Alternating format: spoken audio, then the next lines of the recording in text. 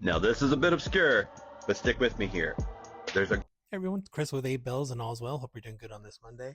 I think Horo Herpetology is onto something here. I really do. I think he's found a confirmation because not only did he have all the sort of the I think the missing pieces of the rest of the story, because Omega today posted something on Instagram that kind of teased the Speedmaster, a new Speedmaster. Now I saw the comments online. They say, "Oh, it's a new Snoopy or it's a new Moonwatch." But I don't think so. Now, and I'll give you I did some screenshots of the reel that Omega posted, and I did my best to try and grab them and show them. But for those of you who are not familiar, this is what the Omega Speedmaster 57 is today. And it's a couple of distinct things. There's it's a manual wound watch, has these two subdials, has the date window at the 6, has also these hands. And the 57 is actually part of what they call their heritage line. So there's a bunch of other watches in there.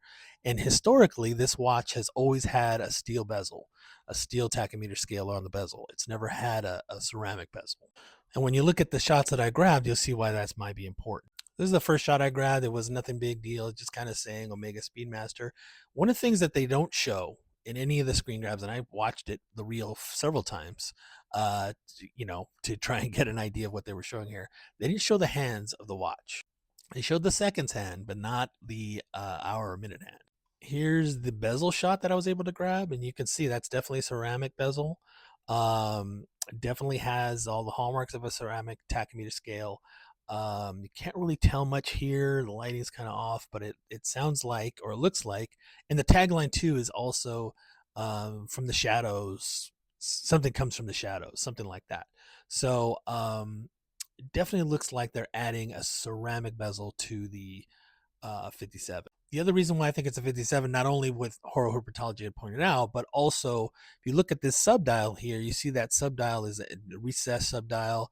There's the seconds hand. Again, they don't show the hands, which usually have the broad arrow type hands and sword hands. Um, but that recessed um, subdial is a hallmark of the 57. It's also of the racing, but also but I think this is for the 57.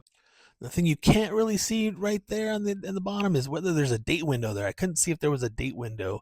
Can't tell if there was a date window there, but I don't know if the camera's off or if that's again strategic. So again, here's what the original watch looks like. Here's the subdial. Here's what I was talking about. The tachymeter scale is obviously in a steel bezel, but there's the hands. You see the hands, so they're very you know purposeful in not showing any of that kind of stuff. So I think again, horror herpetology is on something. So it was a great find. I thought I'd jump in here once I saw the Instagram post. So we'll see. We'll see. What do you guys think? You think it might be a new Snoopy? You think it might be something else? I'd love to hear what you have to think. What your thoughts are.